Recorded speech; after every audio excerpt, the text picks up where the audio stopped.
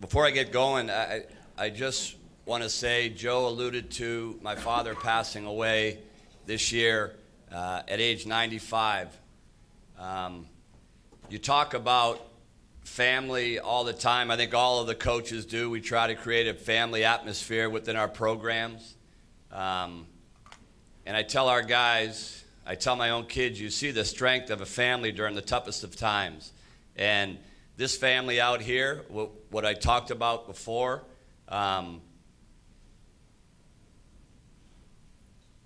really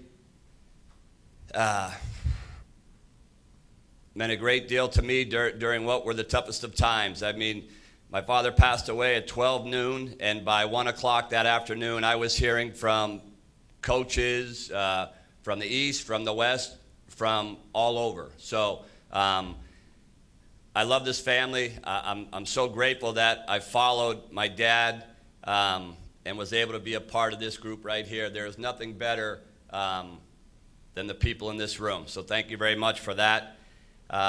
Each year to wrap up the evening, we present the two, actually there's three this year, NCAA Men's Coach of the Year Awards, both being named for people who had a profound influence on the growth of our game.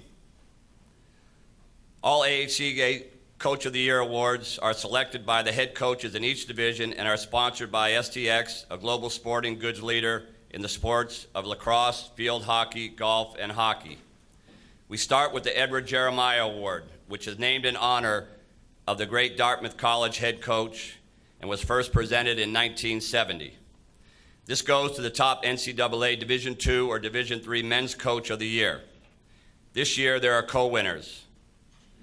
For the first time since Mike Gibbons and Pete Van Buskirk shared this award in 1983.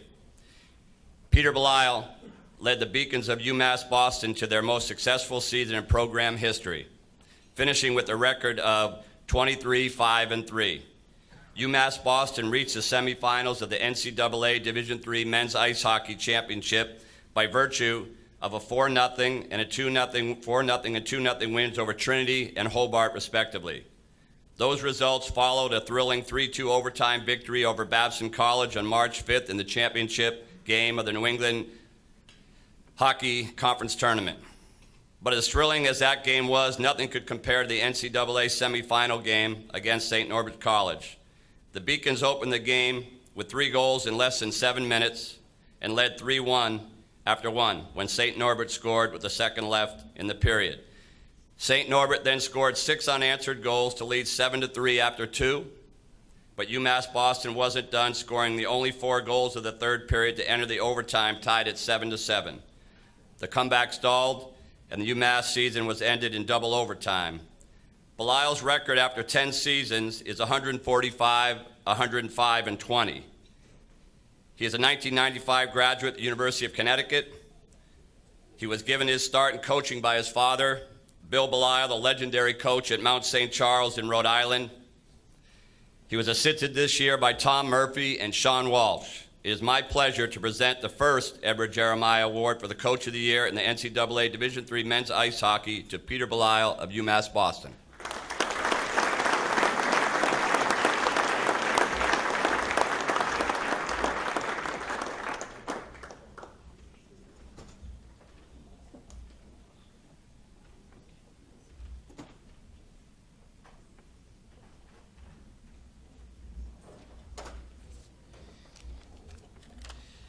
Tell you, wow, when I heard my name with Chris, when we got announced at Lake Placid, everybody was congratulating me, and the first thing I could think about was like, oh my God, I got to speak at this banquet, and that really overwhelmed me. But I'm so grateful. I feel like I grew up in this room. I've learned so much from this group. I've been coming down here for 20 years.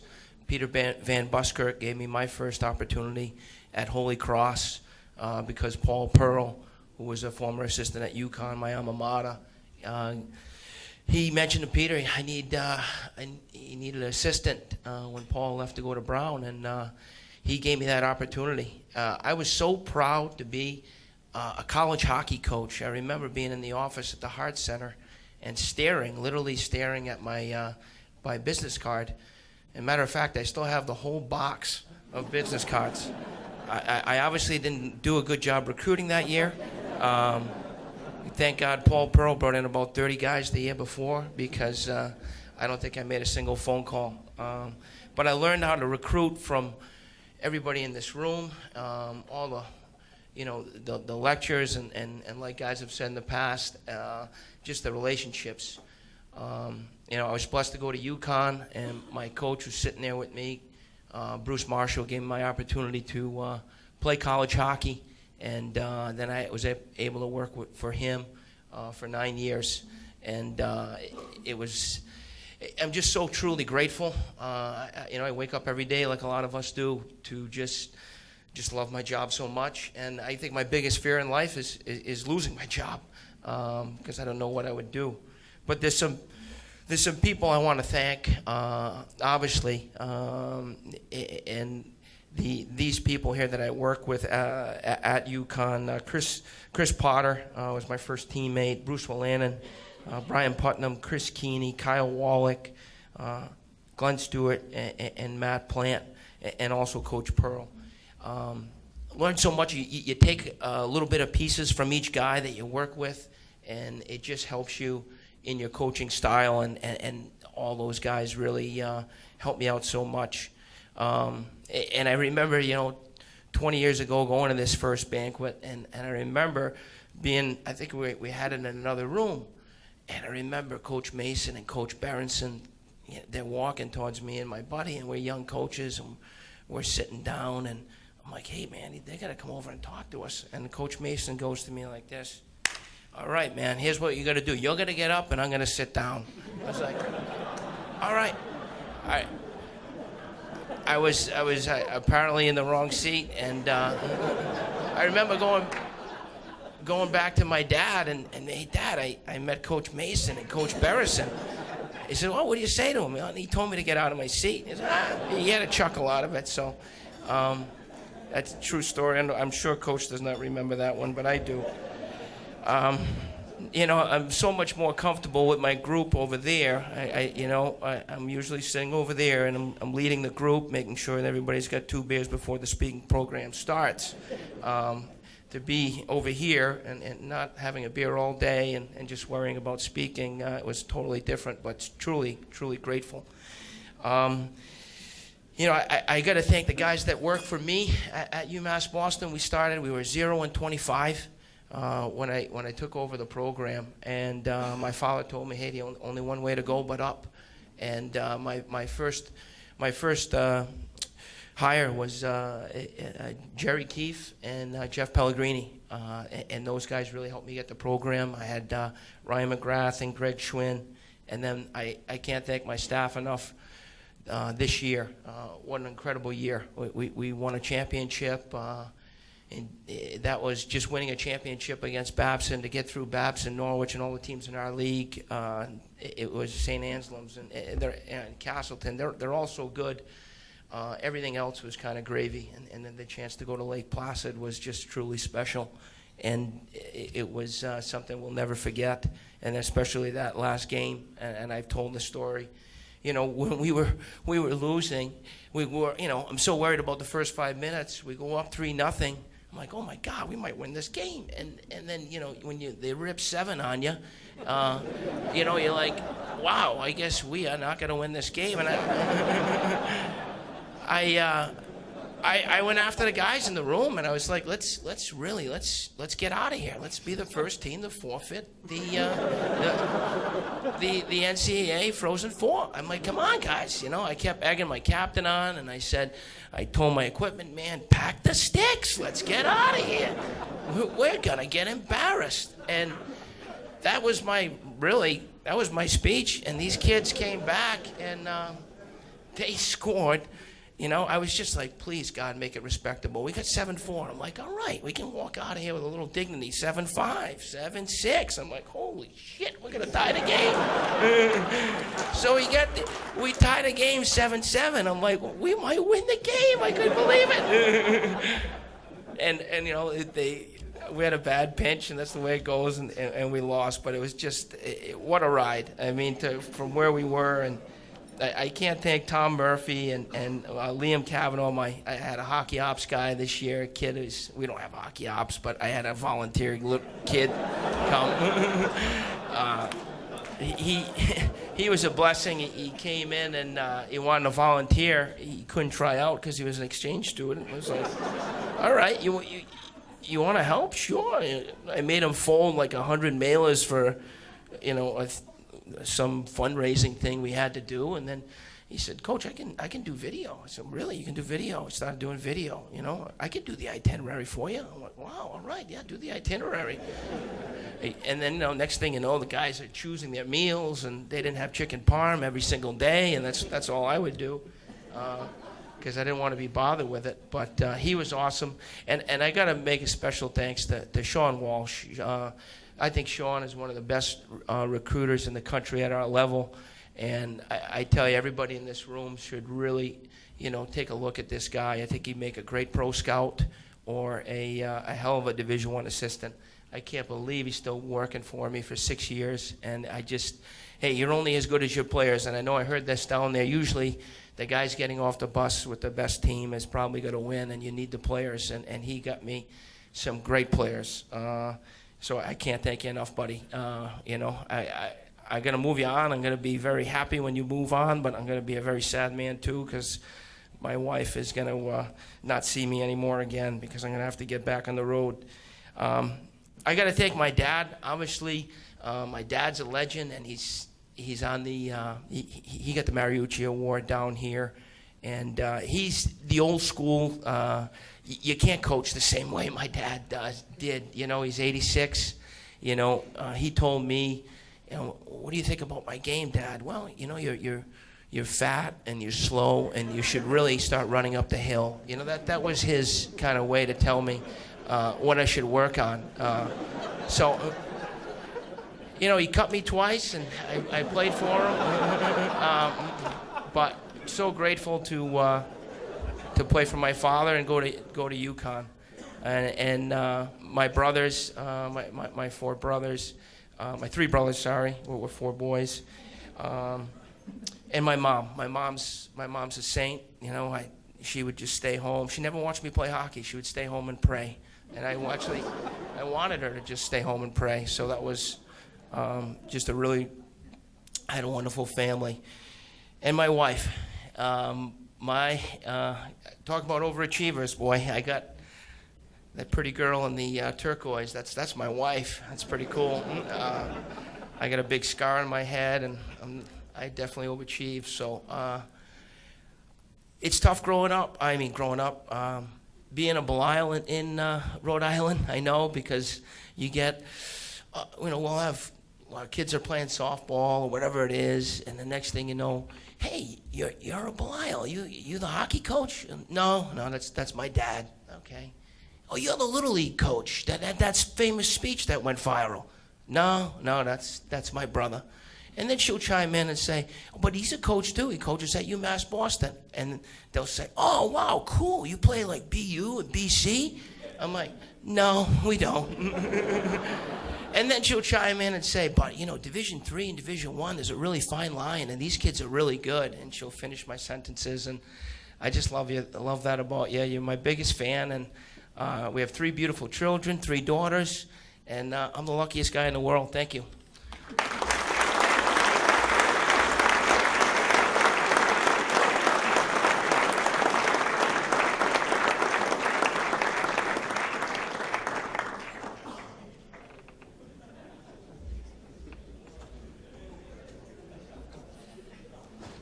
Well done, Pete. Our other Edward Jeremiah Award recipient, the second time he has won this award, is Chris Schultz of Geneseo. Geneseo this year's SUNYAC champion by way of a 7-1 win over Plattsburgh in their conference final. Reached Lake Placid with a 7-1 win over Salve Regina and a 2-1 win over Williams College. Schultz and his Knights finished at 25-6 after an NCAA semifinal loss to eventual NCAA champion Wisconsin Stevens Point. He was assisted this year by Chris Hears and Mitch Stevens.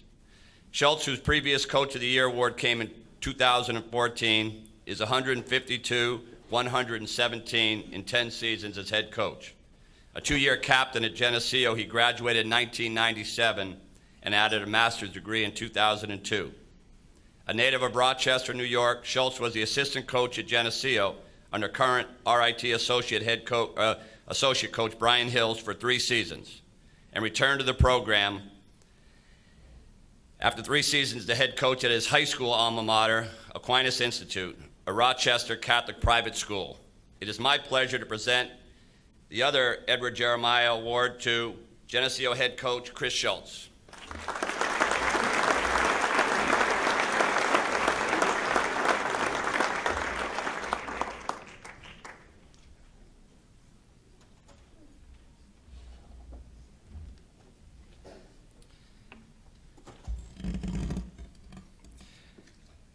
You know, my wife is probably the most competitive person in my family. And when somebody sent her a text message when it was announced that we won Coach of the Year, somebody had to break it to her that UMass Boston was involved as well. And the first thing she said to me was, "Seriously? UMass Boston, they got half the award." And, you know, for me, I'm looking at the glass half full side of things, and I was ecstatic to be a part of it. But she's so sick of hearing about UMass Boston involved with our recruits all the time. So, and now we got to sit at the same table, makes things even worse. Talking about the same guys, anyways. Well, it's a great honor to stand here to accept this award. No words can truly illustrate the year Geneseo had this year. Our preseason started out with one of our players experiencing a traumatic brain injury, and he's had numerous nights stay in the ICU. And then a few months later, we experienced an event that no team really should ever have to go through. And it was a double murder-suicide that involved 2 student athletes at our school, one being our very own Matthew Hutchinson. It was the first homicide in our small town in over 30 years, and it really shook our community to its core. As a coaching staff, we set an expectation that we would honor Hutchie in everything that we did.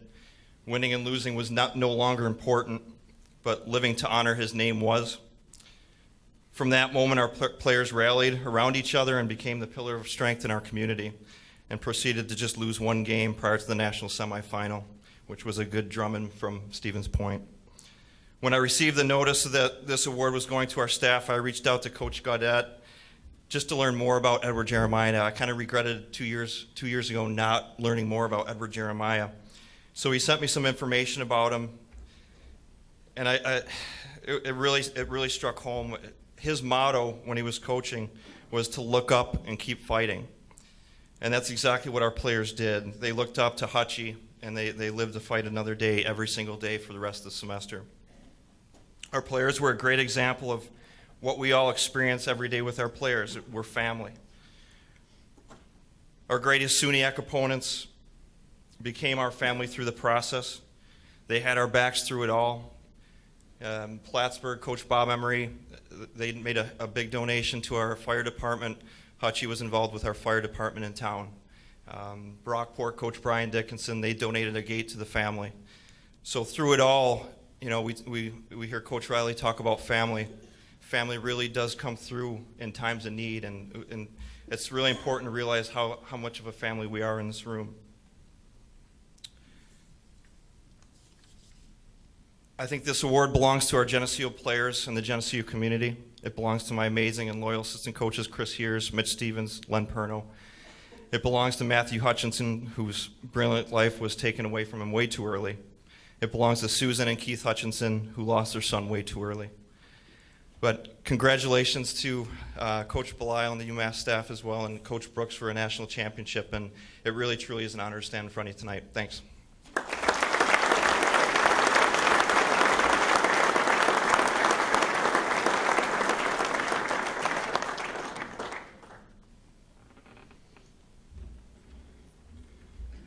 Great job, Chris. Each year we present the Spencer Penrose Award to the Coach of the Year in NCAA Division I men's ice hockey. This award is named in memory of the Colorado Springs benefactor who built the Broadmoor Hotel Complex, site of the first 10 NCAA championship hockey tournaments.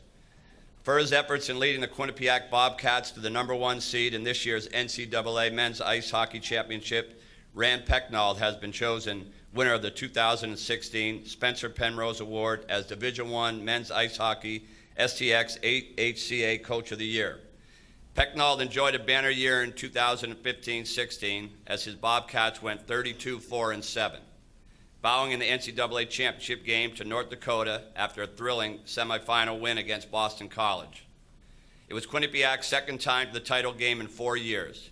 In 2013, the Bobcats were defeated by in-state rival Yale University by a score of 4-0. Overall, Pecknold is 446, 264, and 83 in 22 seasons. His win total rankings him 6th among active NCAA Division I head coaches. He has twice won the AHCA Hockey's Tim Taylor Award as Coach of the Year and has led his team to 3 regular season titles in the last 4 seasons and back-to-back tournament crowns. Assisting Pecknold this season were Bill Riga, Reed Cashman, and Jared Wyman. The runner-up for this year's AHCA Men's Division I Coach of the Year award was Brad Berry, the first-year head coach of the national champion University of North Dakota. It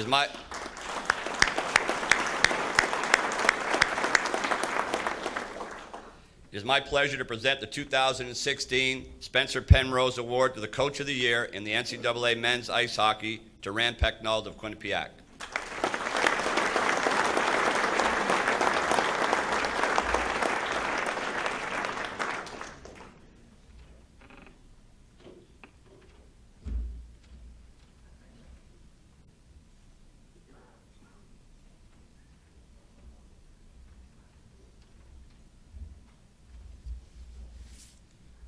Thank you, Rouse. Just a tremendous honor for Quinnipiac University to win this award. Congratulations to all the other winners. Congratulations to North Dakota. Phenomenal game. Gave us everything we could handle that night. And to Brad and his staff for doing a great job. First off, I think when we get up here sometimes, as George said earlier, you got to make a decision: are you a comedian or not? I'm not, so I'm just gonna keep it serious. Maybe I got plenty of stories I can tell later over at the Tiki Hut. Fill you guys on stuff then. But for me, first up is just to thank my lovely wife Nikki, who's here in the front, and I'm not allowed to have her stand up, so she's gonna stay seated. She's just awesome. We have 4 kids. She brings them to every game. Going to Lake Placid, lugging them to Albany, lugging them to Tampa, and it means a lot to me to be able to see my kids after the game, the 4 young kids. Nikki was an All-American in field hockey at Duke, worked her tail off there, went to Yale MBA, and then was really successful on Wall Street. And she would come home, and she'd ask me how my day was, and I would say, I thought we had a great day today. We worked on the box and 1 power play. I think it's going to look good against Mercyhurst this weekend, or what have you, or against UConn. And I'm like, what'd you do?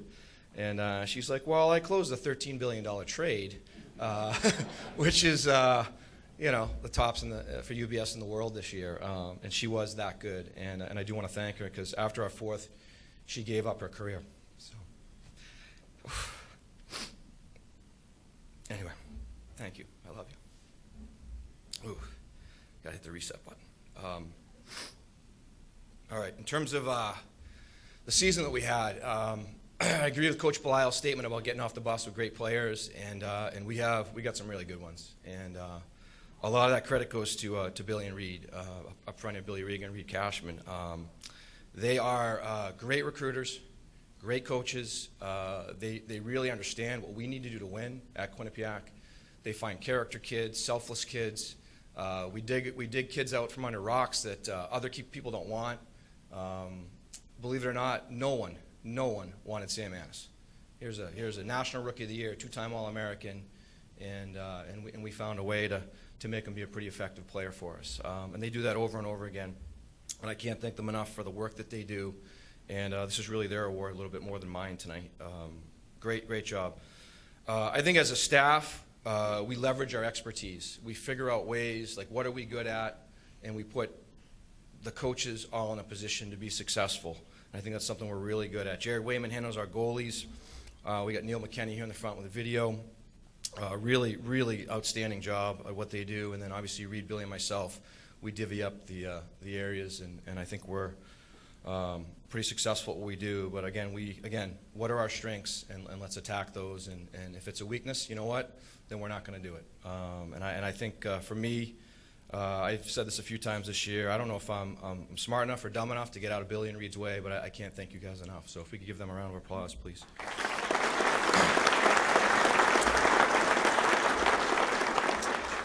I'd also like to thank my new athletic director, Greg Amodio. It was his first year. I was really nervous losing Jack McDonald after 20 years, and Greg came in, and he was awesome. I mean, just phenomenal. And just kind of, what do you need? I'll get out of your way, and those are the best athletic directors. Our executive VP, Mark Thompson, phenomenal guy, gives us all support we need. Our president, John Leahy. I am fortunate to meet with John every year. Every year. I meet with our school's president. I walk in his office, and he's like, what do you need? How can I help you?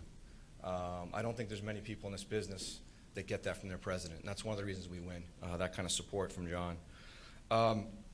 As I was looking and thinking today, I was on the beach. I went for a run, struggling a little bit in the sand, but I went for a run trying to talk about reflecting on where we've come from. When I took over, it was probably the worst Division III team in the country. We didn't have a budget, we didn't have players, and then we go into the MAC.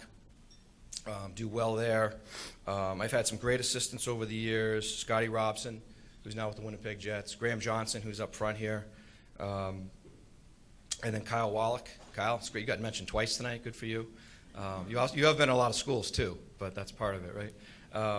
Kyle and Benny Sire. And I thought today about it, like I'm a Division I head hockey coach, which I'm excited about, but I'm part-time, which is still amazing to me. That's how we started the MAC. You know, most of us were part-time guys. I think Bruce Marshall might have been full-time at the time, but I had no money for assistants. I'm like, how are we gonna run this program? So I made a decision that I was gonna hire 2 young kids. I got all these resumes in. I'm just gonna get 2 guys that are gonna be hungry and they're gonna work their tail off, and they really don't need a paycheck. So I hired Kyle and Benny. They're both 24 years basically out of club hockey. And I can't tell you how proud I am of the job they've done over the years, not just for me, but at other schools. Benny was with me 12 years, Kyle only 3. But they are really good at their job, and it gives me a lot of pride to see them succeed at other programs and for what they did for us. And there's a lot of good stories, too, that we'll save for the Tiki Hut. There's some laughs that me, Benny, and Kyle had that are just, it's unbelievable what we went through. And I don't know where Benny is in the room, but we'll save those for later. I also want to make sure I thank and acknowledge some of the great goalie coaches I've had over the year. Jared's phenomenal right now. He's awesome.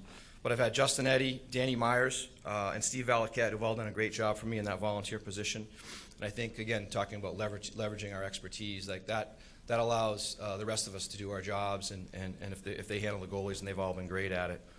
I thought a lot today about players. And I think I came up with 20 plus. Obviously, Reed played for me, was a phenomenal player for us. And I can't stand up here and acknowledge 20 guys or 25 guys that built our program. But there is one in the room tonight, Joey Dumais. I think he's in the back over there. Joey, great job. He was a phenomenal hockey player for us, a captain, selfless character, desire. He actually, against Bentley one year, it's a great story. He got hurt. He had a bruised heart from blocking a shot. And it was scary, and I mean, it just doesn't happen. I've never heard it happening again, and maybe it has, but they're like, he's done for the year. This was late, and sure enough, 2 weeks later, we're going into playoffs, and Joey's like, I can play. I'm like, Joey, you got a bruised heart. He's like, I'm good, coach. I'm ready to go. And we got clearance, and away he played, and he was awesome in the playoffs. But that 2006 class that Joey's part of was a pivotal moment in the development of our program. They were seniors when we went in the ECAC, and we got picked 12th in the league that year. And I remember calling Dave Peters in a panic, my buddy, and I'm like, Dave, do you think we're going to finish 12th? He's like, Rand, you guys will be great. You'll be great. And we actually went on to win 20 games that year. But that year, I learned a lot about character and how important it was. And, and to Benny's credit, Benny really started pushing, like, we got to, we're not going to have the talent that some of the Harvards and Cornell are going to have. We got to find other ways. And we did a great job of bringing the character, which is why we won this year. I also want to acknowledge Jack McDonald, 20 years, great friend, great mentor. Many of you in the room know him.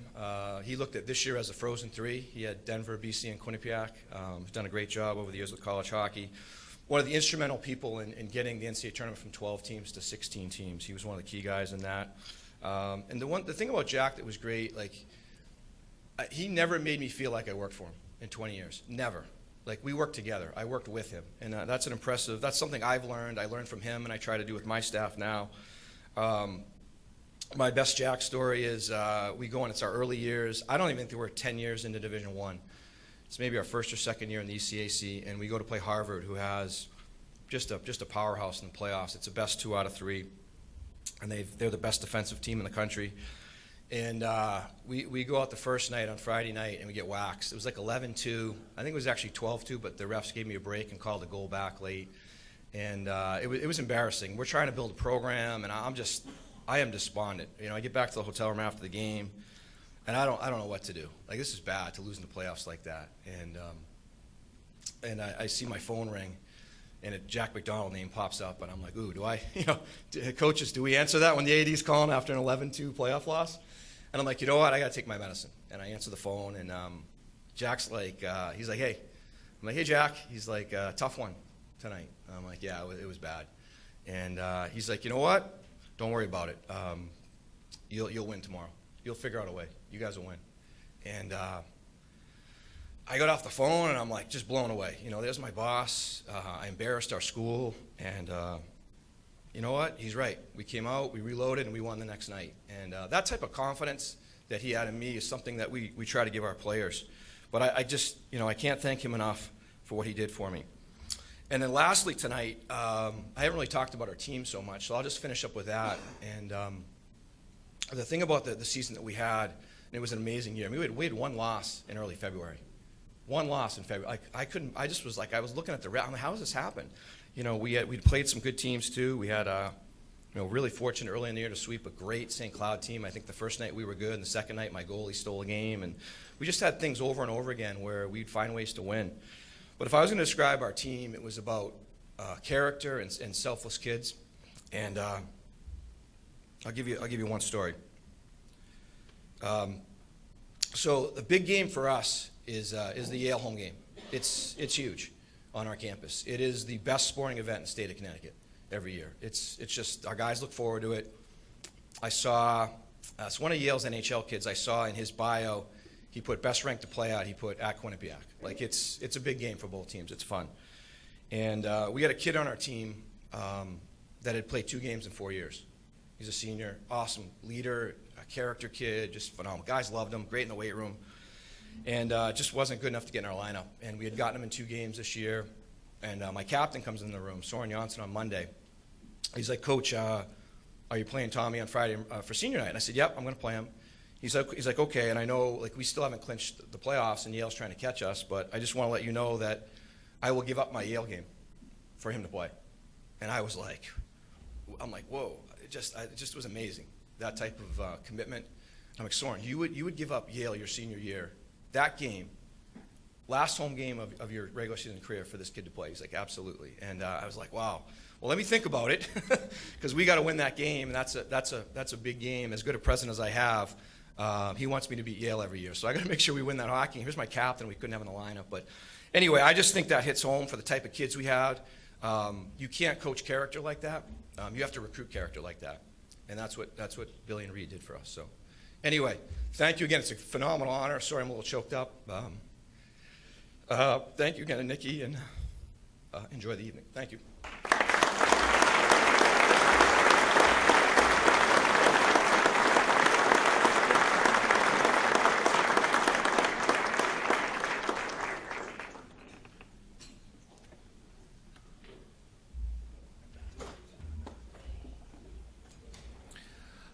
Ladies and gentlemen, that pretty much wraps up our evening. There is one thing that we do have left, and I'll get to that in a second. I do want to congratulate all of you on being here tonight. It's, for me, coming to the convention for so many years, this has always been one of the highlights of the convention. And certainly as a guy who's been around for a while, I appreciate especially the younger coaches being here and having their wives here as well. It's really important for the association. It's really important for our game. I want to thank Joe and Bruce and all of you for putting up with me tonight and for inviting me back. I'm going to put a shameless plug in for the presentation I've been asked to give on Saturday morning. It's going to be a lighthearted look at my experience with the Lightning for the last couple of seasons. There won't be any X's and O's. You'll get enough of that on the breakouts and all that kind of stuff. But I've had a lot of fun putting it together. I'm looking forward to presenting it. So those of you who are still around and still sober, come on by, drop in at 10 o'clock on Sunday morning. Congratulations, Peter and Chris and Rand. Well-deserved honors. We'll close the evening with a highlight video put together by the NCAA before the Frozen Four games in Tampa were played. Enjoy.